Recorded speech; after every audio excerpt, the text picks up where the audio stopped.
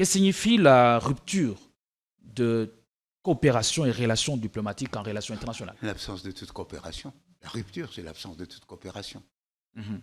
C'est l'absence de toute coopération. Tout au moins sur le plan officiel. Ok. L'absence de toute coopération. Et à ce qui nous concerne, cette décision voudrait dire que l'on s'engage et l'on veut s'affirmer ou l'on va vers la guerre. J'ai l'impression que vous avez peur de vous assumer en tant que Congolais. Assumez-vous en tant que Congolais. Est-ce qu'en coupant les relations diplomatiques, c'est une guerre ouverte qu'on déclare au Rwanda? La guerre est là. Ou l'état de belligérance est là. Nous avons gardé nos relations, nos diplomates, nos ambassades. Les gens ont dit non, mais vous savez, ça c'est quel genre de guerre?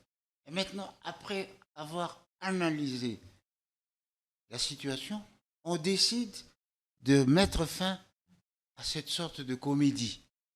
Et maintenant, vous nous donnez tort.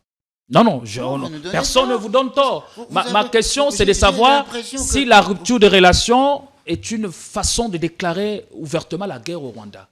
C'est là le sens de ma question. Est-ce que chaque fois qu'on rompt les relations diplomatiques, on fait la guerre? Mais si nous n'avons pas en face de nous des gens de bonne foi, qu'est-ce que nous pouvons faire? Le roi Hassan a dit, contre les gens de mauvaise foi, les arguments de bonne foi ne valent rien. Il ne faut même pas les employer. Tikala Setseko, Ndenali Puta, na wax de Maman Moseka, Letoko Maka légende, na 3.5, 4.5, to 5.5 $, signature Yalibela et Tikali, inoubliable, avec le wax de Maman Moseka.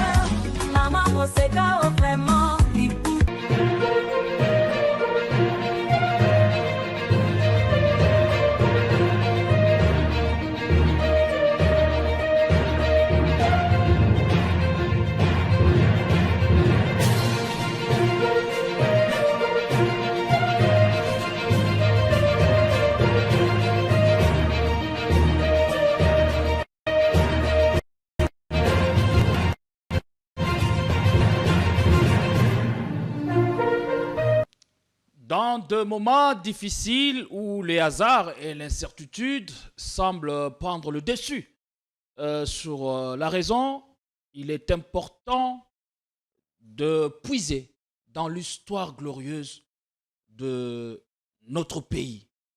Eh bien, c'est seulement en faisant comme ça qu'on va parvenir à réveiller l'énergie qui s'endort en nous. Depuis que nous en parlons, la guerre à l'Est n'a fait que trop durer. Entre les solutions mirages et les réalités auxquelles nous sommes confrontés sur terrain, les diagnostics que nous posons ne semblent pas parfois aller au-delà de nos propres limites.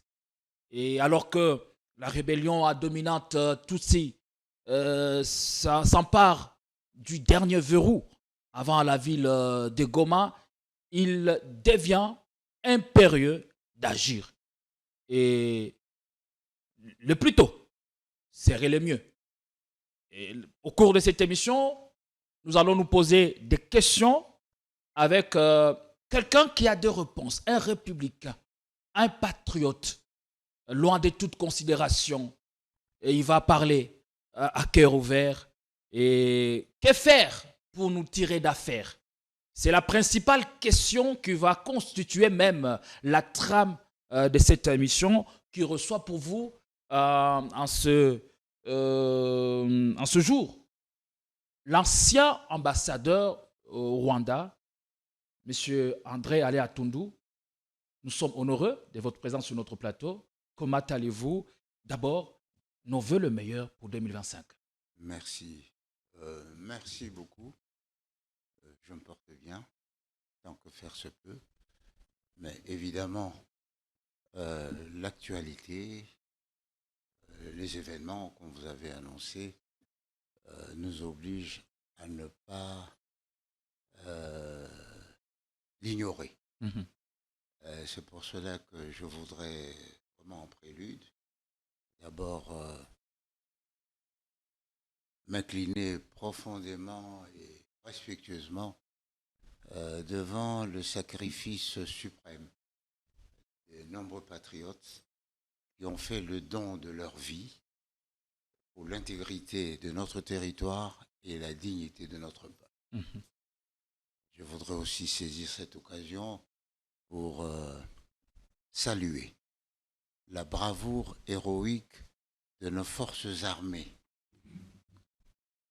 qui ne ménagent aucun effort pour ébranler l'inébranlable.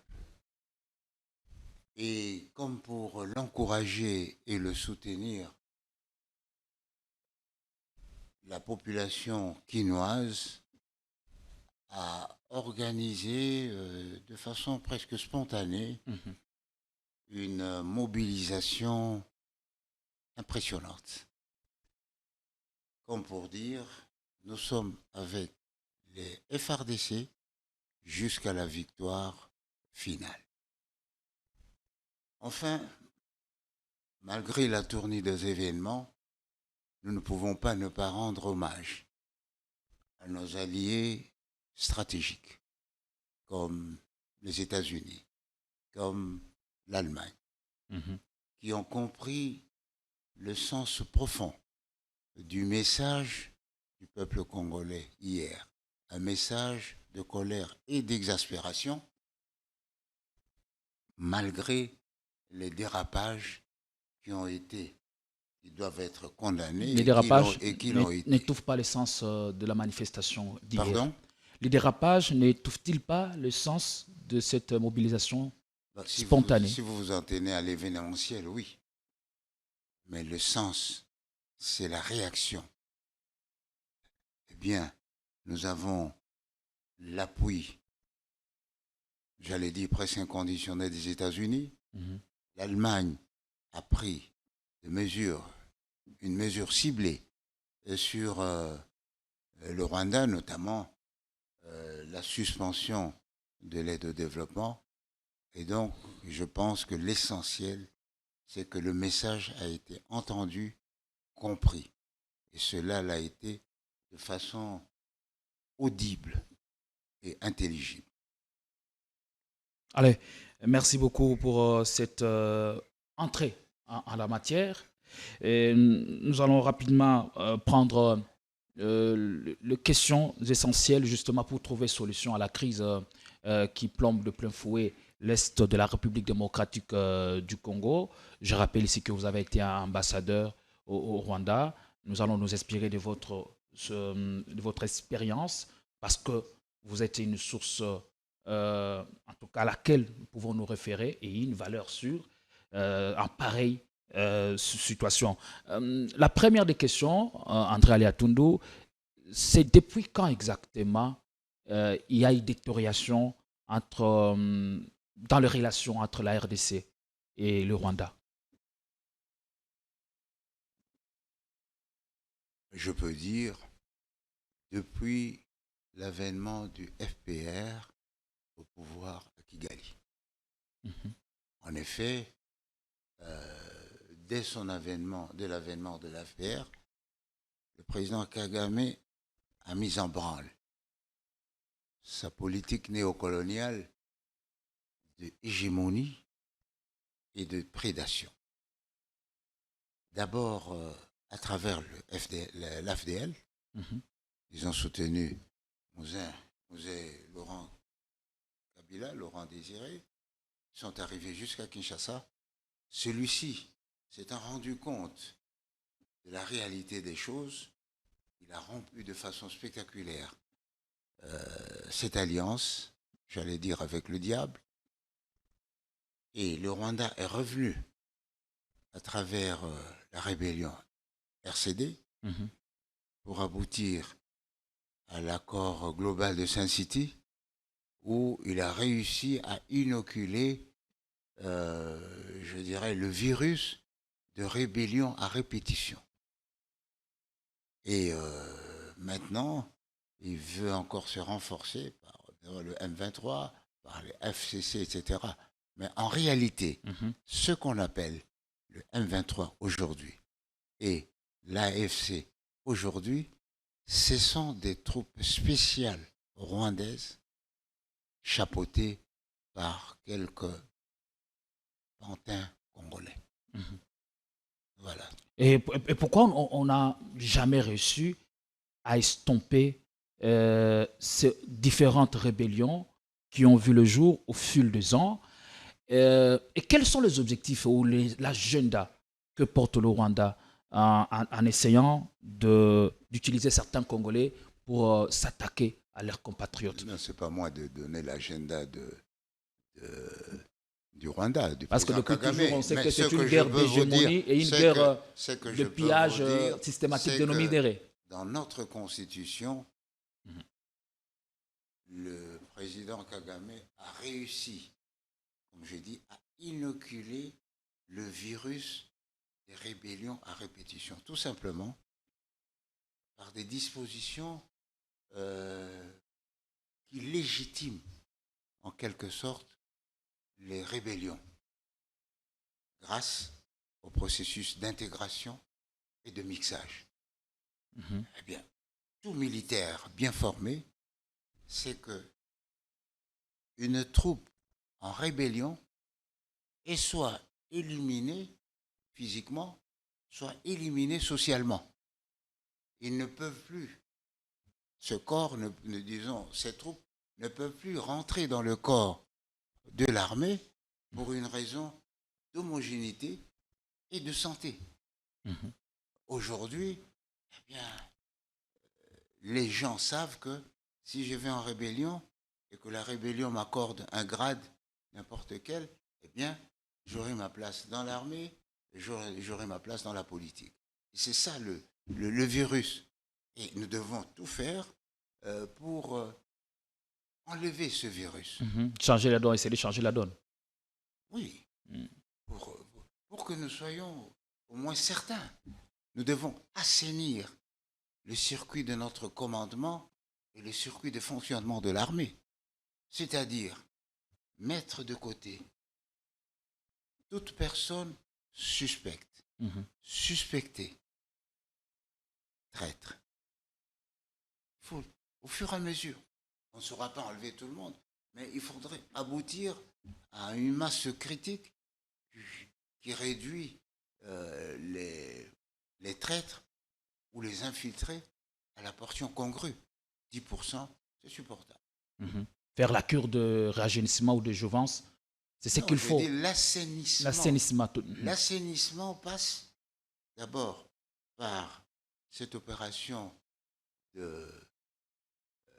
d'écart, de mise à l'écart de tous les éléments suspects, mais complétée par l'arrivée dans le corps de l'armée des troupes jeunes, fraîches, bien formées, engagées et patriotes. Si on y met de la volonté, ça peut nous prendre exactement combien de temps? Je ne sais pas. Tu sais, de façon approximative, bien sûr. Non, c'est tout à fait. C'est un processus. C'est un processus. C'est un processus. Vous pouvez vous faire une idée. Depuis que nous sommes arrivés indépendants, nous sommes devenus indépendants, eh bien, qui sont ceux qui avaient connu ce moment-là, qui sont encore présents dans l'armée? Donc ça peut prendre 50 ans, ça peut prendre 30 ans. Parce qu'il s'agit de reformater l'âme et la conscience de la nation en fonction des valeurs pérennes de notre nation. Le patriotisme, le civisme, la conscience de nos responsabilités internationales, comme la protection de la biodiversité, n'est-ce pas? Comme la protection de nos jeunes face à l'envahissement des théories démobilisatrices et qui tuent. Est-ce qu'on a failli à tout ça aujourd'hui? Pardon? On a failli à tout ça. Failli, c'est-à-dire? On a faillir à tous ces objectifs, à Mais je dis, à ces objectifs de grandeur, d'affirmation en tant que peuple et nation. Durant toute la vie, nous avons connu des hauts et des bas. Nous avons connu la multiplication des sécessions, etc. L'armée nationale congolaise a relevé le défi en mettant fin à la rébellion mouléliste. Nous avons connu cette fracture. D'abord, nous avons connu la fin du régime autocratique grâce à la lutte des Congolais, du groupe des 13, des PES. Eh bien, malheureusement, cette conquête démocratique a été stoppée par l'arrivée de l'AFDL et en réalité par l'arrivée de Kagame avec sa politique néocoloniale de prédation et d'hégémonie. Tant bien que mal, nous avons réussi à trouver un mécanisme. Lequel? Pour opérer un contrôle croisé entre les belligérants. Il faut que les groupes belligérants soient sûrs que l'un n'aura pas de prépondérance sur l'autre. Ça, c'est la base de l'actuelle constitution. Alors maintenant que nous voulons une autre option, il se sent comme une nécessité d'avoir une autre orientation basée sur des valeurs démocratiques authentiques, où en réalité les anciens chefs de guerre ont perdu leur aura. Eh bien, il nous faut réfléchir profondément pour que, si tant est que nous voulons une autre constitution, que cette constitution ne soit plus basée sur les forces des groupes armés, mais que ce soit basé sur une orientation démocratique voulue, et l'armée homogène, saine, engagée, patriote, serait la référence de l'unité nationale.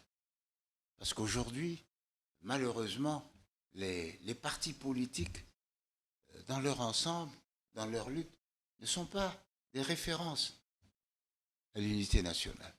Certains ont partis liés avec l'étranger, d'autres avec les ennemis de la République, d'autres viennent dans les bagages des néocolonialistes, soi-disant pour changer. Donc, il faut que nous puissions, sans état d'âme, en toute lucidité, penser à une constitution qui tienne compte d'un certain nombre de valeurs. En pareille situation, notamment, parler du changement de la constitution. Je ne parle est-ce pas, que je dis, il faut réfléchir. Notamment, ce n'est pas passé à côté de l'essentiel. Notre géographie. La géographie fait partie d'un élément essentiel de notre pays. Notre histoire, fait partie de l'élément essentiel. Nous avons une histoire glorieuse, vous l'avez dit tout à l'heure. Nous avons une ambition. Eh bien, ça fait partie de notre histoire. Nous devons nous donner une mission. Tout cela fait partie. Est-ce que, André Alatunde, est-ce que le rêve de Kagame, ce n'est pas notre faiblesse? Parce que vous avez parlé de l'ambition, de notre mission, et quand on a un pays convoité de tout le monde, pourquoi depuis longtemps on n'a pas mis en place une politique à même de faire face à toutes ces velléités des pays voisins? La politique a été mise en place, mais... Avec quel résultat aujourd'hui? Mais combattue par l'hypocrisie de la communauté internationale. Aujourd'hui, qu'est-ce que c'est que le Rwanda? Le Rwanda, c'est l'Union européenne, c'est la Grande-Bretagne. Alors, d'un côté, on proclame, on fait une profession de foi sur l'intégrité sur le peuple congolais, etc., ses valeurs, il faut qu'ils soient... Mais d'autre part, on pose des actes qui contredisent cette profession de foi, en signant des mémorandums avec un pays qui s'engage à fournir des ressources qu'il n'a pas,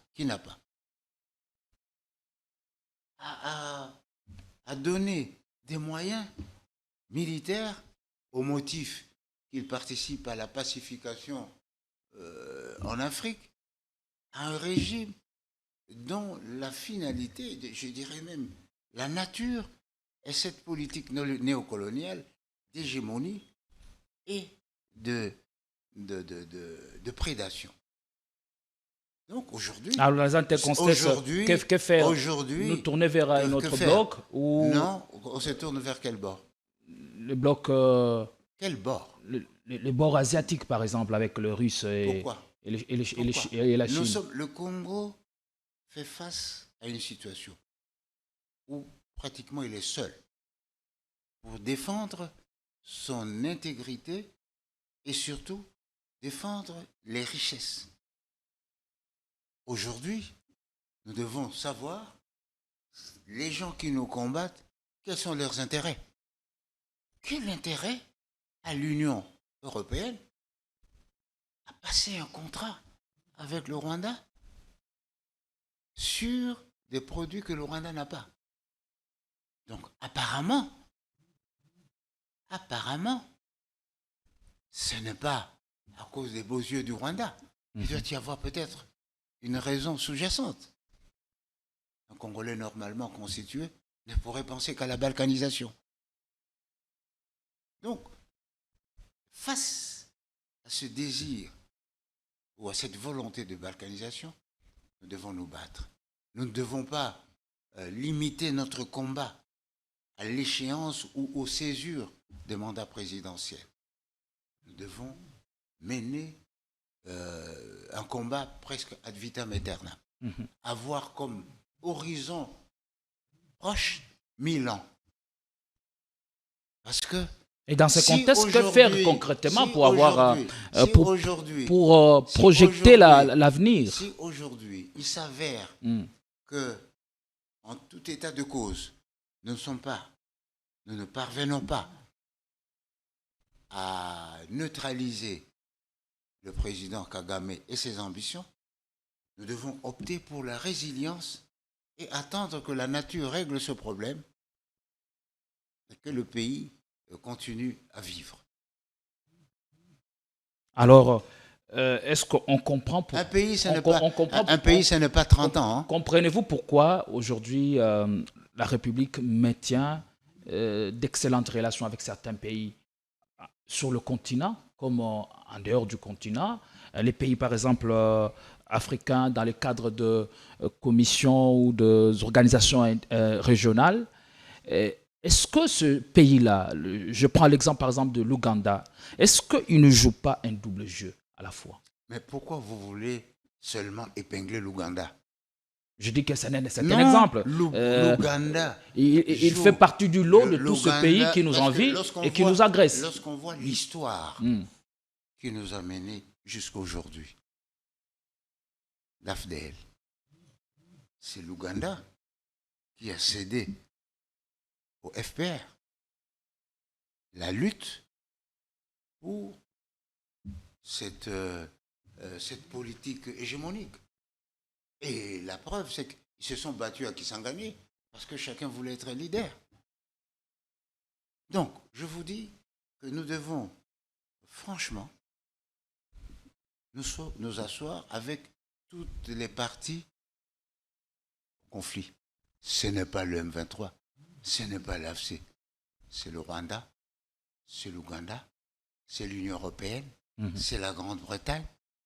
Au-delà, ce sont les partenaires économiques et les utilisateurs finaux des biens qui sont une des sources de nos malheurs. Et des sanctions qui tombent en ce moment pendant qu'il y a affrontement entre les forces armées et les forces obscures, les forces du mal.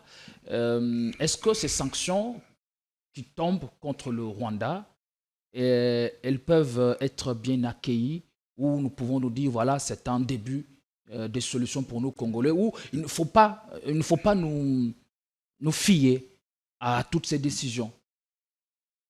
Je ne comprends pas le sens de votre question. Nous sommes dans une communauté, dite communauté internationale, où chaque pays a des intérêts propres, où chaque regroupement se fait autour d'intérêts identifiés. Donc c'est à nous de jouer la carte dans ce cadre-là. Et quelle est cette carte qu'on devrait jouer en ce moment? C'est à nous de jouer cette carte. Laquelle? Mais la carte des intérêts, la carte du rapport d'intérêt, la carte du rapport de force, la carte de la résilience.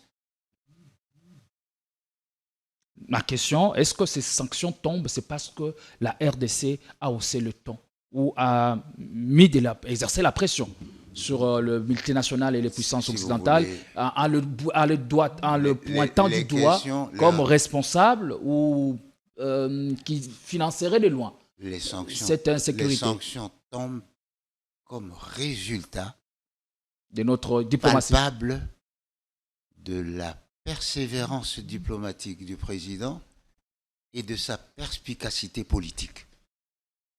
C'est à force de voyager, de parler, de rouler sa bosse partout que les autres ont été mis à l'évidence. Vous avez parlé de forces obscures, nous les avons mis à la lumière. Il n'y a plus de forces obscures contre le Congo. Nous les connaissons. C'est l'Union européenne, c'est la Grande-Bretagne, c'est tous ceux qui ont intérêt que le Congo ne se porte pas bien. Là, vous parlez de la diplomatie, mais quel est notre discours en ce qui concerne la diplomatie, le discours que nous portons pour avoir gain de cause dans cette guerre diplomatique, parce que la guerre est aussi diplomatique. Mais je vous ai dit, reconnaître unanimement et provoquer quelques sanctions symboliques, c'est une grande victoire diplomatique. Et la preuve, c'est qu'aujourd'hui, le Rwanda et le président Kagame se débattent comme un serpent après la mort, en spasme. Parce qu'ils ne parviennent plus à inoculer leurs mensonges, leur prestidigitation. Les gens ne sont plus dupes. Voilà, on va parler du front diplomatique, bien sûr, on va y rester pendant quelques minutes. Avec qui il faut justement aller à la table de négociation, parce qu'il y a l'Alliance Fleuve Congo que dirige Corneille Nangaa, il y a l'M23 et en même temps les RDF qui viennent en soutien à toutes ces rébellions. Aller à la table de négociation, oui ou non, et avec qui? Tout conflit, armé ou non armé, se conclut avantageusement autour d'une table. Autour de cette table doit être présente toute partie intéressée. Doit être prise en compte l'intérêt de toute partie intéressée. Alors, qui sont les parties intéressées par ce tour de table, disons? C'est le Rwanda, c'est l'Ouganda, c'est l'Union européenne, c'est le Congo, la RDC. C'est nous qui devons être autour de cette table. Et le Rwanda amènerait le M23, l'AFC, ils vont chez le Rwanda. Et nous sommes là pour faire face aux véritables adversaires et ennemis. Il ne faut plus jouer à l'ombre, au théâtre de l'ombre chinoise. Il faut jouer au théâtre classique, où on reconnaît les auteurs, les acteurs. Voilà. Sur le plan diplomatique, oui, c'est bien important d'y aller, même si le chef de l'État n'est pas d'accord de céder à leur pression, parce que oui, il y a d'incessantes pressions, Mais la question, André Alia Toundou, est de savoir pourquoi on n'essaye pas, sur le plan militaire, de passer à la vitesse supérieure. Parce que sur le plan, les efforts sur le plan diplomatique, certes, on y est, mais sur le plan militaire, mais pourquoi ça... Je ne suis pas dans le On a l'impression que l'on ne veut pas tenter l'impossible une fois, par pas. exemple, déclarer la guerre au Rwanda, c'est ce qu'attend et veut le peuple. D'abord, je ne suis pas dans le secret de Dieu et je n'ai pas l'impression... On reste dans les analyses, Non. parce que vous êtes expert en des questions sécuritaires. Je n'ai pas l'impression que le pays a capitulé. Je n'ai pas cette impression. Avec tout ce qui se passe à l'Est. Bien sûr. Mais une guerre, c'est une série de péripéties et d'événements. Mais où nous en sommes, heureux, malheureux, parce que on ne peut conclure une guerre que par la défaite. Nous ne sommes pas défaits. Nous n'avons pas capitulé. Nous avons, comme chacun, chaque parti participant à une guerre, à un moment donné, subi un revers, à un autre, goûter au plaisir de la victoire d'une bataille. Donc vous ne pouvez pas dire que nous ne tentons rien. Mais la guerre, c'est l'ensemble de toutes les batailles. Donc il faut gagner les batailles les unes après les autres pour arriver à gagner, pour parvenir à gagner la guerre. D'abord, je suis d'accord. Commencez par la communication. Vous, commencez par la communication. La communication demande les moyens. Ne commencez pas à démoraliser votre peuple. Hein? Par des questions incongrues et inopportunes. Vous pensez que pendant la guerre, il n'y avait pas des bévues en France, en Angleterre? Lorsqu'on mène la guerre, on ne procède pas à des jugements.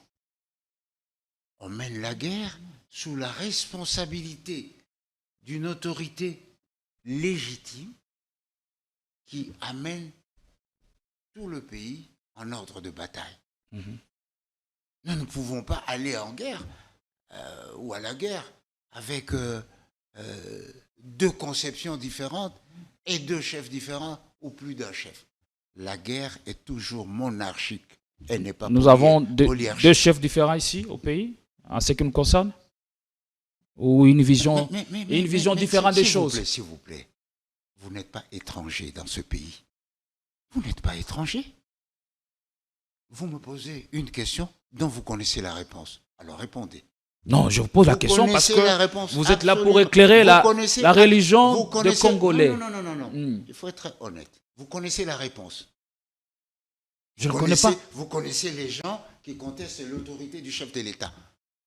Vous n'allez pas mentir et dire que vous ne le connaissez pas. Mais c'est ça l'absistance de la démocratie, maître André Alia Toundou. Soyez courageux, soyez courageux dans votre rôle de journaliste.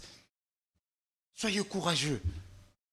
Quand je vous dis que nous devons aller à la guerre avec un seul chef, vous savez que tel conteste l'élection du président, tel voudrait un dialogue à sa façon.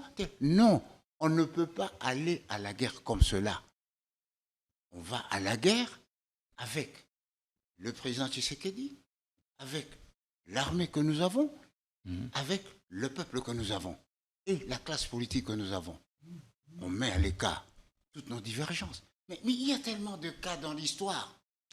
Est-il possible de croire que l'on va parvenir à la victoire seulement en étant sur un seul front? Oui, puisqu'on est sur le front diplomatique, mais les rapports de force, ils font inverser cela. Vous l'avez dit tantôt. Est-ce qu'en allant comme ça, on peut espérer avoir des résultats escomptés? Ça dépend de l'engagement, de la cohésion et de la cohérence derrière un leadership établi et reconnu. Si vous n'êtes pas à la disposition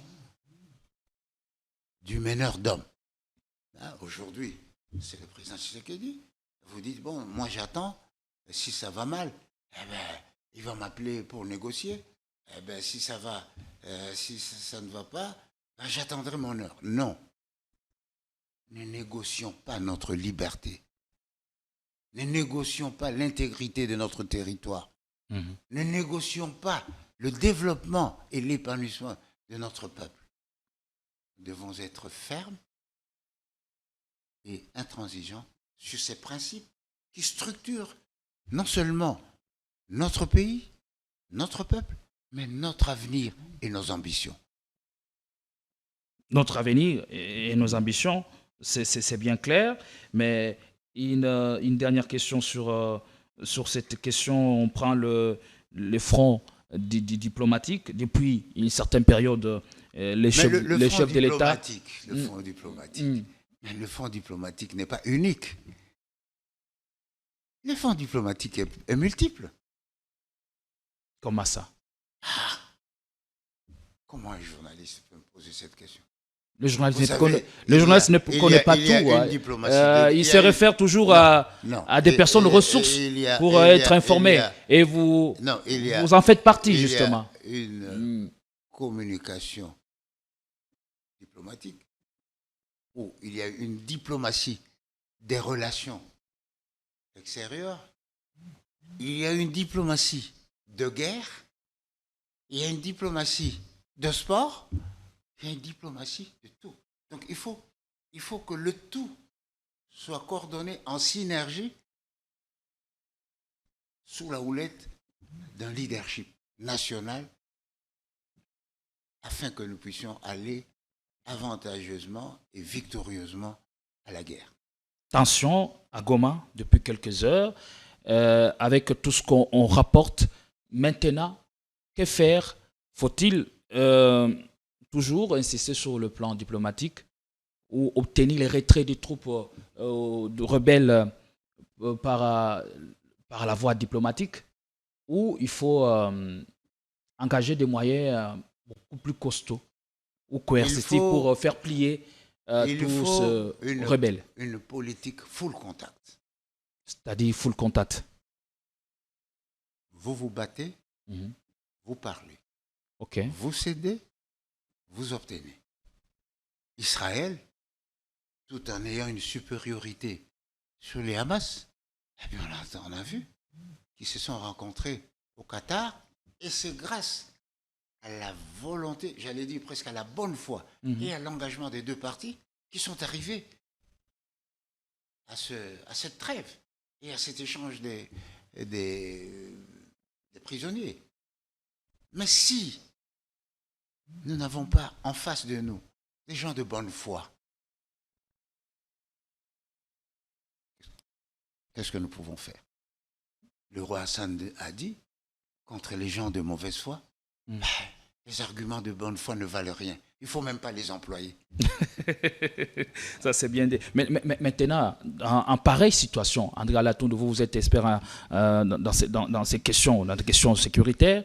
Il faut peut-être obtenir le cessez-le-feu pour protéger les populations civiles et demander le retrait des troupes rwandaises. Alors, il faut parler et en même temps engager des moyens sur tout le front. Comment parler? Comment négocier maintenant? Pendant que, comment négocier, ça veut dire? C'est la question que je vous pose. Comment on peut négocier maintenant? Parce que je ne vois pas comment des troupes rebelles, à quelques centimètres ou bien avec le territoire qu'ils ont déjà conquis, se retirer facilement s'il n'y a pas feu, il n'y a pas en tout cas, puissance. Il faut employer tous les moyens et toutes les mesures contraignantes pour l'amener à quitter le territoire national et à cesser le combat. Tous les moyens. Je vous rappelle un peu l'histoire de notre pays. Allez-y. La rébellion mouléliste a occupé les 4/5 du territoire.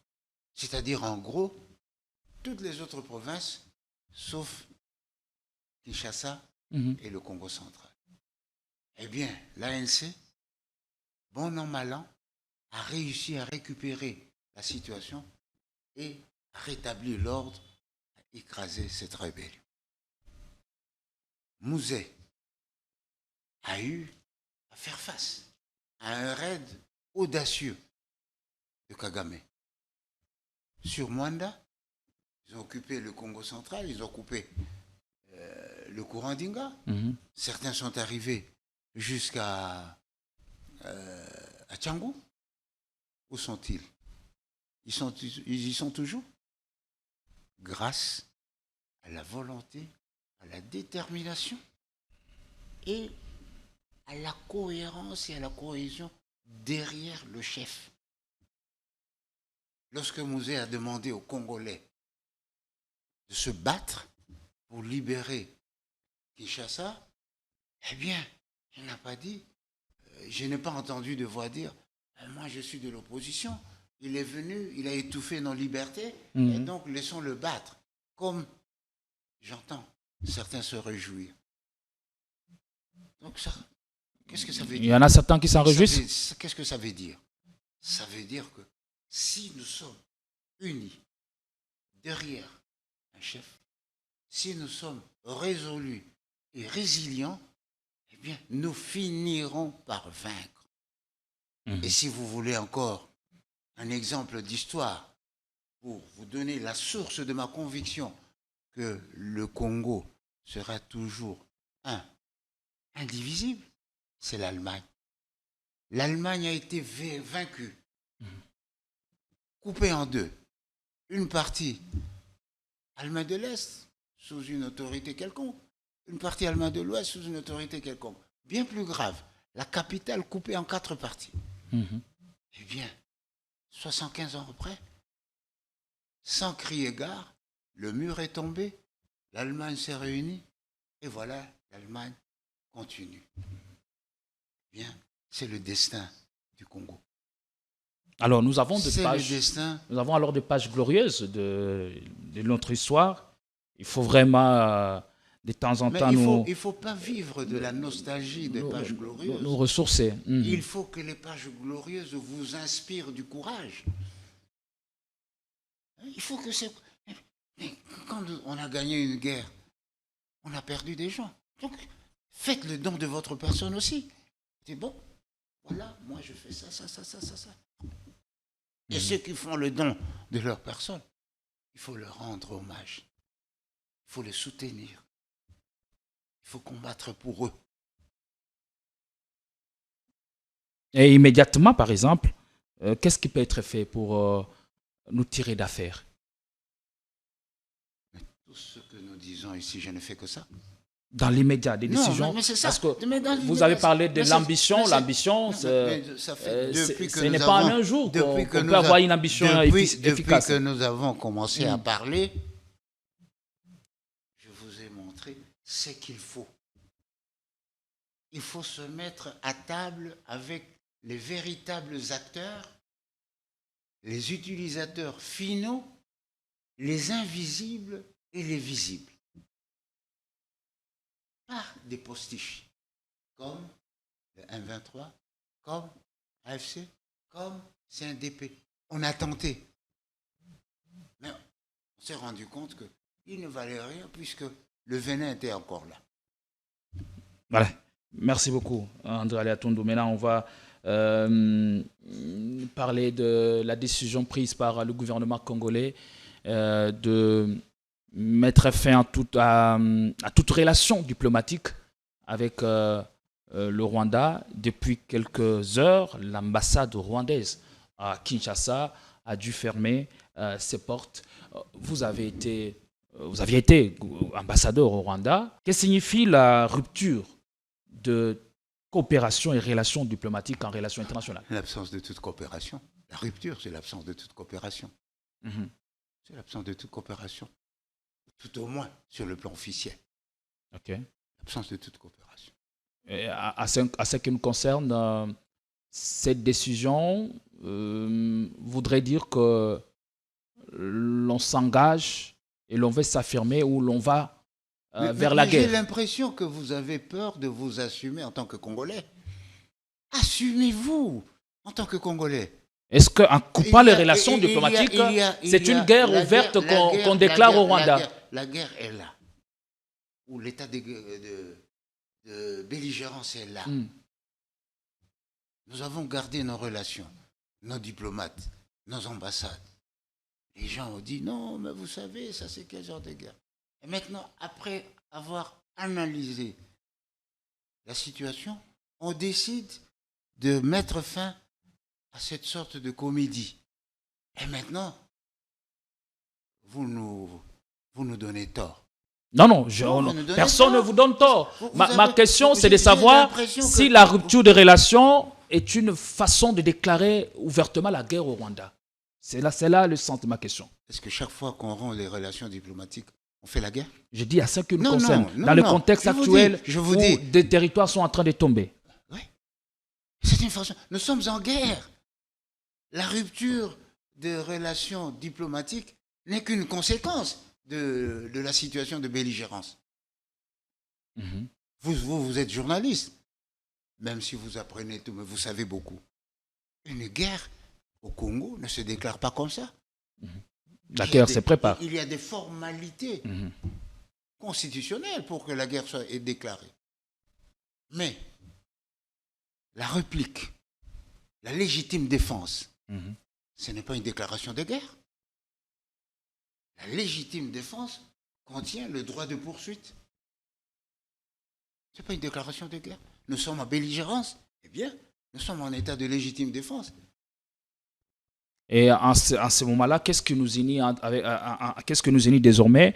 Est-ce que c'est le processus de Nairobi ou celui de Luanda qui doit désormais nous régir pour trouver solution aux problèmes par voie diplomatique? Non, qu'est-ce qui unit Donc, qui et qui? Les cadres où parler. Quels sont désormais les cadres où nous devons parler, vider toutes ces questions? Est-ce le processus de Nairobi ou celui de Luanda? Est-ce que le processus de Nairobi et du Rwanda, on l'a régné?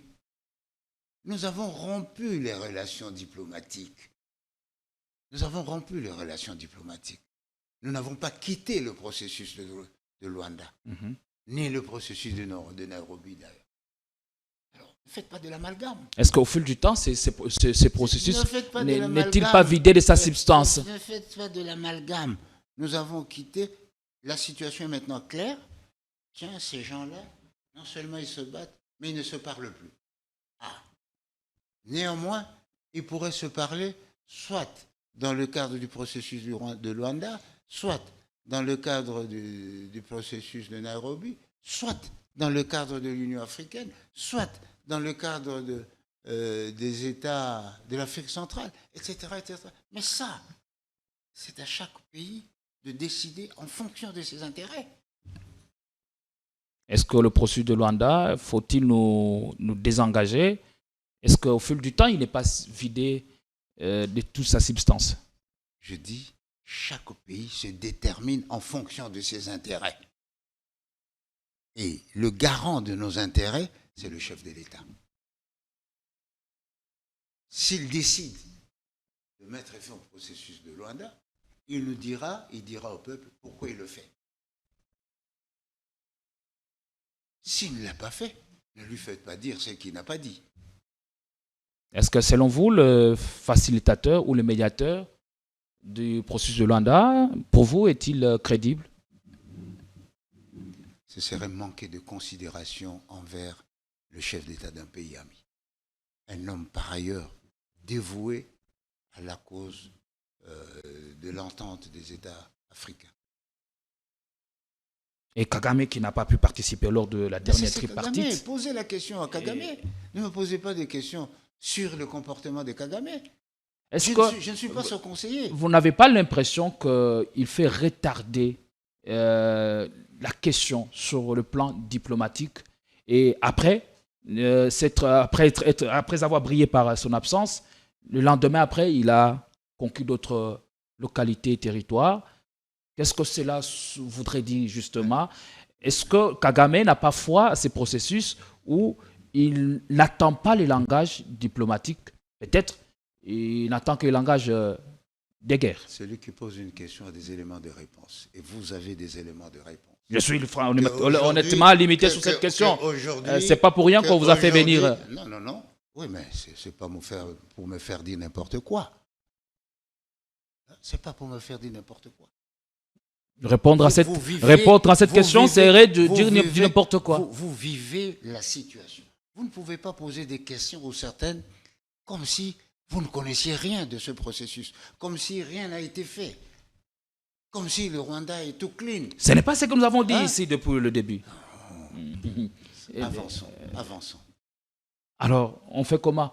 Avançons. Il faut comprendre d'abord ce que j'ai dit. Il faut d'abord comprendre ce que j'ai dit.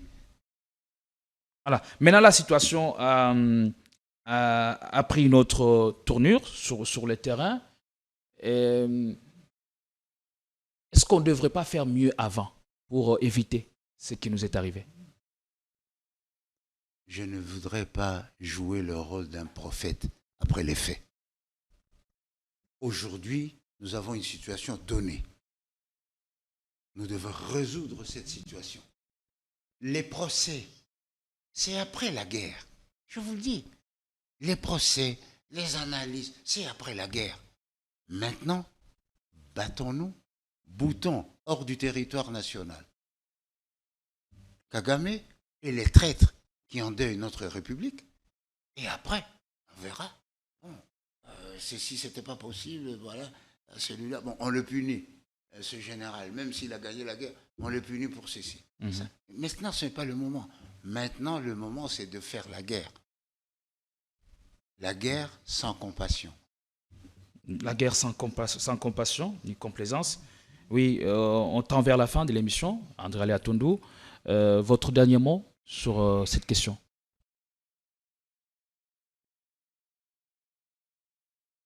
J'ai une foi inébranlable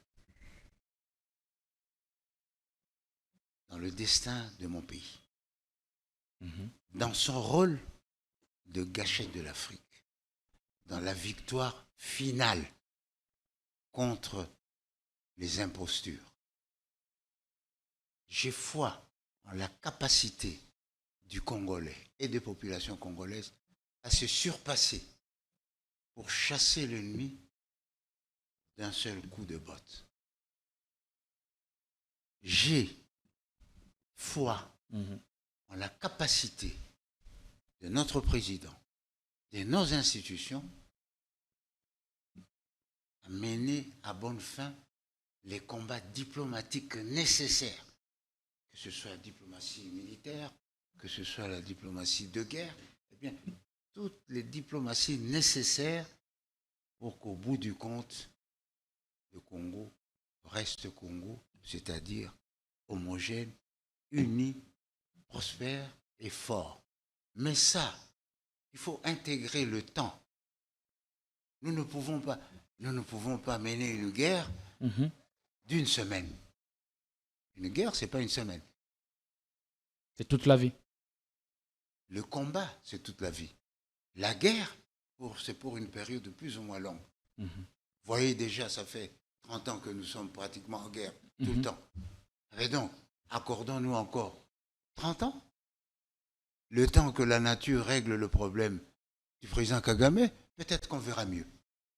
Est-ce qu'en ces temps, faut-il aussi peut-être envisager le remaniement du gouvernement ou changer la chaîne des commandements? Un gouvernement, c'est un instrument de travail, de l'exécution de la politique et du programme du chef de l'État. Le remaniement peut intervenir à tout moment et avoir n'importe quelle forme en fonction des objectifs poursuivis par le chef de l'État. Par rapport aux objectifs qui sont le nôtre à ces moments, est-ce que vous pensez qu'on peut maintenir cette équipe? C'est pas à moi de juger. Je vous donne le principe de changement d'un gouvernement. Souvenez-vous, je crois que c'était en France, il y a un gouvernement qui a fait un mois. Parce qu'il devait faire ça. On met un gouvernement d'un mois. Donc aujourd'hui, le président a promis d'ailleurs qu'il allait faire un remaniement. Laissons-lui le temps de réfléchir et d'agir en âme et conscience. Pendant ces temps, la communication, quel langage on devrait avoir sur le front médiatique ou même numérique, parce que vous êtes une bête de la communication, vous savez comment négocier, comment jouer les cartes. En ce moment, pour le membre du gouvernement, pour le peuple ou pour nous journalistes, quelle attitude et quel langage devrions-nous avoir en cette période? Vous êtes un spécialiste de la communication. Vous devez savoir qu'en temps de guerre, on ne peut pas avoir de langage. Une nation ne peut pas avoir de langage. Eh bien, suivons les instructions et les orientations du chef de l'État et des institutions de la République, l'armée, etc. Et que pendant la guerre, il y a une certaine discipline. Et que les correspondants de guerre ont toujours été soumis à la censure. Alors, ne pensez pas inventer l'eau chaude en venant proclamer ici, vous savez, chez nous, moi je sais qu'il y a ça. Mais pendant ce temps-là, vous dévoilez vos plans à l'ennemi.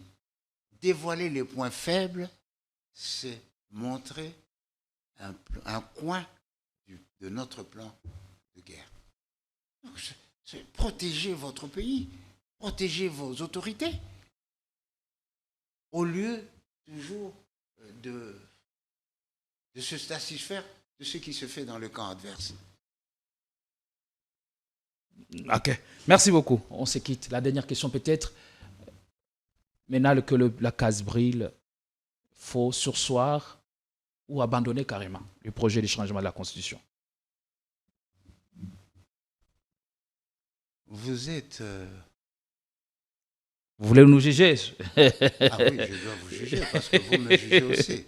Vous êtes trop dans le jugement. Je vous ai expliqué que voilà les causes ou la cause principale des rébellions qui naissent. Pourquoi? Parce qu'à l'accord global et inclusif de Saint-City, les véritables acteurs se sont cachés derrière le Congolais et ont mis en place un mécanisme de blanchisserie pour les rébellions futures. Alors, si tant est que nous voulons mettre fin à cela, peut-on s'interdire de réfléchir sur de nouvelles orientations et une autre constitution? Je crois que penser à une autre constitution, ou même avoir une autre constitution, ce n'est pas un péché capital. Ce n'est pas, comme vous dites, ce n'est pas la constitution qui nous empêche de gagner la guerre, mais c'est la constitution qui permet les renaissances des rébellions en rébellion. Comment ça? Et ces rébellions gênent notre développement. Voilà pourquoi il faut couper le lien ombilical entre les rébellions et les développements du pays. Allez, merci beaucoup. Merci d'avoir répondu à nos questions, même si par moments, certaines questions vous gênent. Non, pas du tout. Pas du tout. Vous les posez comme vous voulez. Moi aussi, je réponds comme je peux. Voilà, nous pensons qu'on n'a offusqué personne. Merci de votre temps. Merci d'avoir répondu à nos questions. Nous pensons peut-être vous retrouver dans une autre émission pour parler de ces questions. S'il plaît à Dieu, hein, parce que nous dépendons tous de lui, peut-être que demain je ne serai pas là. Tout à fait. Voilà. Mais nous prions que Dieu vous donne vos Toutes les combes de prières force. ne sont pas exaucées. Mais les nôtres sont toujours exaucées. Oh, ça, c'est une illusion dangereuse. Hein. En tout cas, la flamme noctilique d'espoir puisse localiser en ce moment tous nos compatriotes qui sont sous le bord de l'insécurité à l'est du pays. En tout cas, nous en sortirons victorieux. Nous allons nous tirer d'affaire. Voilà. Courage. Merci à vous. Voilà.